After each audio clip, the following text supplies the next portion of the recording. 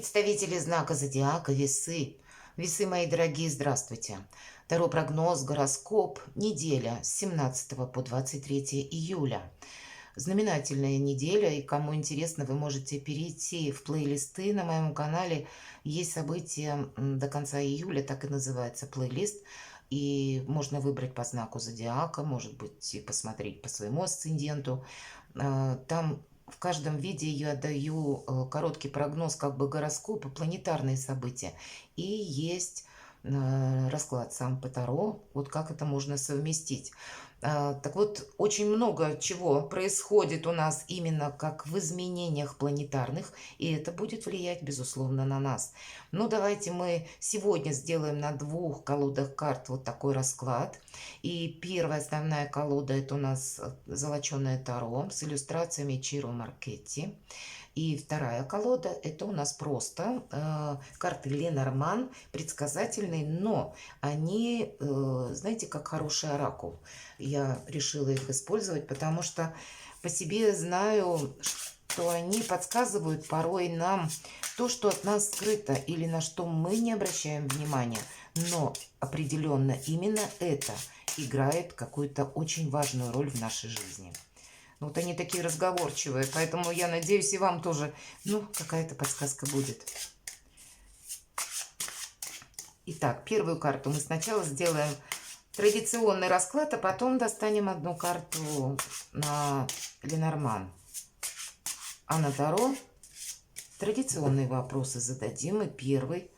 Что важно знать на неделе, по мнению Таро, для вас, мои дорогие весы? Чего не избежать или неожиданности?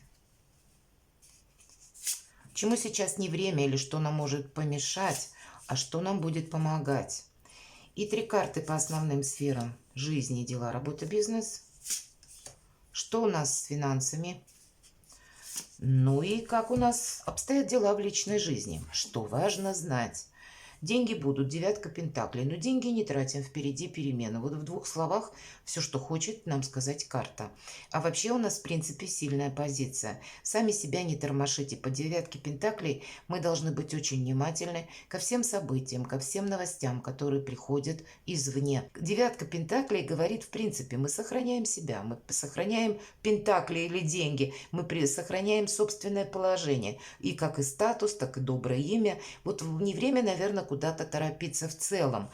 Прочная ваша позиция, и вот ее, на ее сохранение как бы должны быть направлены наши усилия. А чего не избежать? Каких-то сомнений, самокопаний, почему-то так. Нет ничего в том, чтобы нам препятствовало. Или нет ничего, кстати, мои дорогие весы, чтобы для вас какой-то опасности служило, по крайней мере, так карты видят. Или тому, чтобы вам какое-то противодействие в отношении вас было. Единственное, мы сами себе можем помешать неправильными мыслями, потому что мы себя словно закуем цепями или поставим возле себя какой-то забор, такой вот визуализируемый, и захочется отгородиться от мира. А все из-за того, что мы можем себе устроить какую-то глубокую философию на мелком месте, это в виде каких-то воспоминаний, уже не имеющих смысла, или каких-то переосмыслений, чего мы там не смогли сделать. Или у нас не получилось, боже мой. Да у нас там 1000 чего не получилось. Или каких-то сотню ошибок мы уже совершили, и еще 100 совершим. Правда, мы люди, мы не боги, поэтому мы склонны ошибаться. Вот самому себе, знаете, я бы сказала, быть добрее к самому себе именно. Больше самодоверия. И даже если вы, допустим, невольно вспоминаете какую-то ситуацию и видите, что, вот был мой проигрыш, мне нужно было сделать что-то по-другому. Вот примите это с той позиции, что это была моя ошибка. То есть позвольте себе, вот само по себе, как право на ошибку. И вы знаете, вот такое решение наше, как позволить себе ошибаться, оно творит чудеса. Так человек психологически устроен, что если мы говорим себе: да, я ошиблась, или да, я сглупил, Не кто-то там, не обстоятельства сложились. Да, это был мой промах, ну что поделаешь, ну было такое. Вы знаете, сразу происходит какая-то удивительная в нас трансформация. Словно мы на себя берем ответственность. И мы понимаем, что да, если я сегодня ошибился, ведь я человек, я могу и завтра ошибиться. И тогда нас это наполняет удивительной силой. Вот этот страх ошибиться, он растворяется в одну минуту. И вот это самодоверие, ну, громкое слово достаточно, и слышим мы его часто. Но, может быть, кто-то не знает, как это применить, а это именно работает через право на ошибку. И в последующем вот это самодоверие формирует самодостаточность. Вот то важное качество, без которого ну, невозможно добиться победы. Победы или воплощения какой-то своей мечты или цели, назовите так, или намерения в реальной жизни. И вот поэтому даже если вас окунет в какую-то глубокую философию, не углубляйтесь. И это в дважды усиливает наши позиции сегодня. Потому что когда мы без эмоций какой-то себе можем оставить опыт, это значит, ну, больше процентов, что мы его не повторим. Мы эти самые грабли где-то не найдем. Вот, по крайней мере, психологически это где-то так работает. Идем дальше. Чему сейчас не время? Ну вот кому-то что-то доказывать, это все то, что я сказала, да, ну что случилось, то случилось уже, какую-то ситуацию мы не исправим, но это карта воина в душе, и это означает, что мы не будем где-то наступать на горло собственной песни в угоду хорошему положению или в угоду хорошему отношению, или чтобы кто-то нас похвалил, или сказал нам какой-то лишний комплимент, нам становится все равно. Кто что о нас думает. Вот все, что я сейчас сказала, долго достаточно, наверное, нужно было сказать, раз у нас выпадает пятерка мечей, вот именно об этом самодоверии. Вот я знаю, что у меня сильная позиция, я знаю, что я прав. И хоть камни с неба, и вы можете думать, что хотите. Но это если я с вами не спорю, это не значит, что я согласилась или я согласен. Но вот, наверное, это по-настоящему воин в душе, это где-то так и есть. И ведь это мечи, это ваши энергии, мои дорогие весы. Поэтому есть какая-то для нас правда. Мы ее не доказываем, мы не тратим попусту силы даже. А знаете, может быть, какая-то прежняя ситуация, ведь тоже пятерка мечей – это то, что уже когда-то у нас было. Это и люди, которые с прошлого. Кстати, по ретроградной Венере, которая с 23 числа как раз в это движение переходит, как будто возвращается назад. Так вот и ситуации могут какие-то из прошлого о себе напомнить. Ну, понятно, и персонажи тоже. И здесь мы как раз смотрим на это, а вот никак. Безэмоционально. Но это именно для того, чтобы изменить где-то внутренне себя самого. А что нам помогает? Шестерка кубков. Правда, из прошлого будут возвращения, будут, может быть, те, которые со знаком минус, значит, для чего-то сделать правильные выводы, мои дорогие. Это ситуация, когда, знаете, по пятерке мечей. Я не обижаюсь, я просто делаю выводы и иду дальше. А вот и есть те люди, которые достойны вашего внимания, которые к вам относятся искренне, и нам как будто помогают именно те, которые просто нас любят. Или, знаете, воспринимают нас такими, какие мы есть. Они не пытаются нас переделать или не пытаются нам что-то доказать. Вот просто шестерка кубков – это карта где-то гармонии. Можно сказать, осуществление нашей мечты или то, что нам вот помогает в позиции. Если мы вспомним, чего мы хотели достичь, и поставим это, как, знаете, маяком жизненным себе сделаем, то тогда мы способны свернуть горы буквально. Это нам все помогает. Воодушевление и где-то, знаете, поддержка самого себя, когда мы в себе и не копаемся, и не сомневаемся. У вас идет смена энергетики, и вот словно этому нужно уделить внимание на неделе. Дело, работа, бизнес, давайте посмотрим. Да вы маги, волшебники. Переключить себя на другую энергию или работа вот где-то над собой. Вот то, что я сейчас долго говорила, карта мага, он не пропускает ничто через эмоции, и это дает ему исключительную силу. Да, можно рассматривать как серого кардинала, который не вступает в полемику, маг никому ничего не доказывает. Он имеет свое мнение, у него какие-то свои действия. И воздействие, кстати, тоже. Он великий манипулятор, но делает он это таким образом, что никто даже об этом не догадывается. И если ему нужно, чтобы его мнение было воспринято, значит, он сделает таким образом, что, опять же, будет вот так, как он хочет, по его как бы плану, но все будут думать, что это у них достаточно было интеллекта или вот возможностей совершить, или, по крайней мере, никто не будет думать о том, что это на него было какое-то воздействие. Ну, вот такие удивительные энергии. Весы у нас находятся сейчас в том аспекте с 18 числа. Мы говорим о смене кармических узлов, когда, увы, это как проигрывающая сила. В каком плане? Проигрывающая дипломатия или гармония. Это означает, что нам всем не хватает как и гармонии, так и умения выслушать, так и умения распорядиться правильно какими-то другими незаметными энергиями, которые в принципе создают какой-то более положительный баланс. Потому что все устремлено как раз в сторону северного восходящего узла, или это будем говорить у нас в знаке Овен находится. А Овен — это импульсивность, когда мы больше заняты сами собой, когда мы хотим настаивать на своем мнении, когда мы хотим брать какие-то реванши, а мы не слышим другого. И вот, видимо, ваша сила будет в том, что как и какую-то гармонию в собственной душе, так и, видимо, среди того окружения, где вы находитесь, вы можете восстановить. Но эта гармония, она все равно через осуществление какого-то вашего главного проекта. Весы выходят на авансцену, мои дорогие. Весы, представители знака. Нет никаких ограничений для вас, великие возможности, но действовать нужно совершенно по-другому, нежели как вы бы действовали раньше.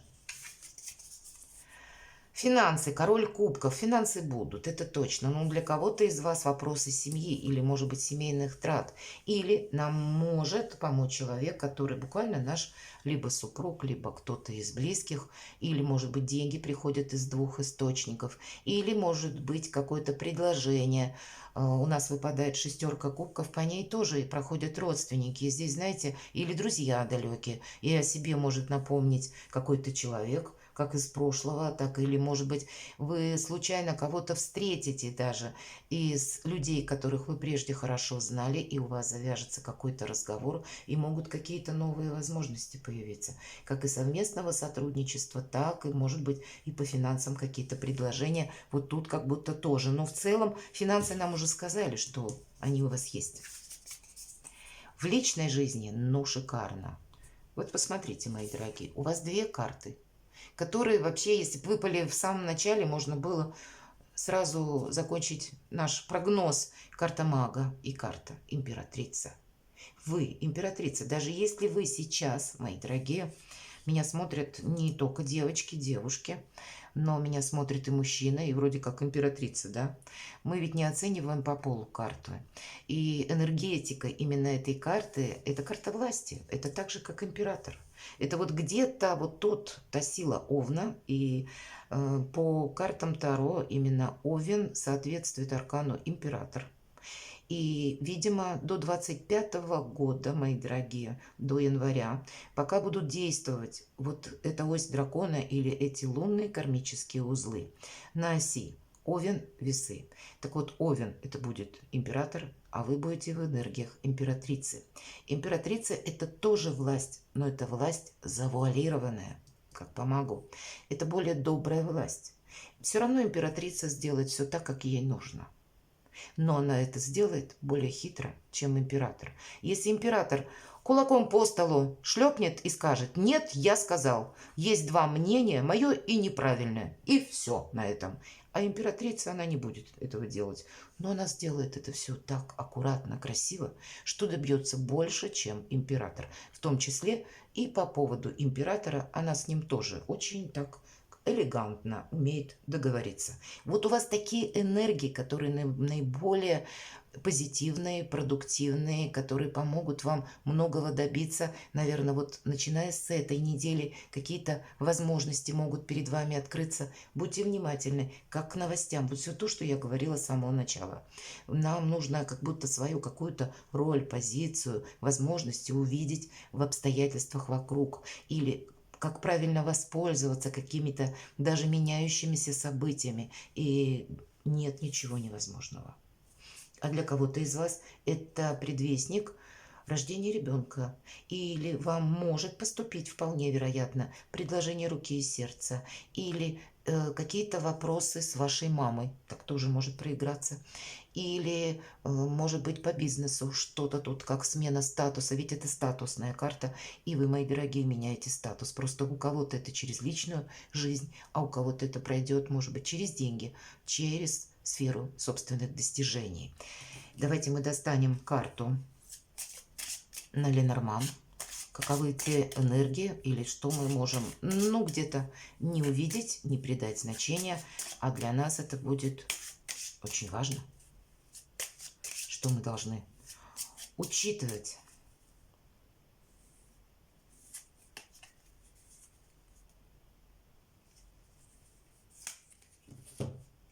Карта якоря. Ну, надо сказать, вообще для нас 2023 год, 2024 год, это когда мы должны, ну, 23 особенно, это год адаптации и год, когда мы удерживать должны собственные позиции. Потому что и 25-й, 24-й там тоже не будет просто. Это у нас придет год дракона. И часто это високосные года, они бывают достаточно сложными, как и где-то эмоционально, так и, знаете, какая-то турбулентность в обстоятельствах может быть. Так вот, какие-то сюрпризы, они не закончатся, но этот год мы должны выстроить словно ту базу, тот островок нашей безопасности, надежности, который в последующем для нас будет играть не просто какую-то важную роль, а на то, что мы сможем последующие годы опереться. И вот как раз у вас проходит, что вы сейчас, начиная с этой недели, выстраиваете собственную безопасность и стабильность. Это якорь, единственная гарантия самой по себе безопасности. Особенно, как, наверное, и для корабля в шторм нам говорят, да? Так и для вас, мои дорогие весы, понятно, иносказательно. Но это как символ надежды, благополучия, так и наших каких-то дальнейших свершений. И в сфере человеческих отношений особенно, может быть, нас карта призывает, ну, обратить внимание на то свое окружение, которое или отношения, которые строятся на искренности, надежности и какой-то дружбе. Для вас будет вообще важны люди и окружение, которое вам придется, видимо, поменять, отказаться от каких-то людей, которые тоже как флюгер где-то быстро меняют свое мнение, которые в любой момент могут, точнее, раз так вот и увильнуть, или которые живут по принципу и вашим, и нашим. Вам самим, наверное, какой-то двойственности не захочется. Вам, скорее всего, постоянство убеждений, какая-то настойчивость будет и как для вас ценно, так вы и эти качества будете ценить в людях. Перекладывайте на себя и будьте счастливы и любимы всегда, мои дорогие весы.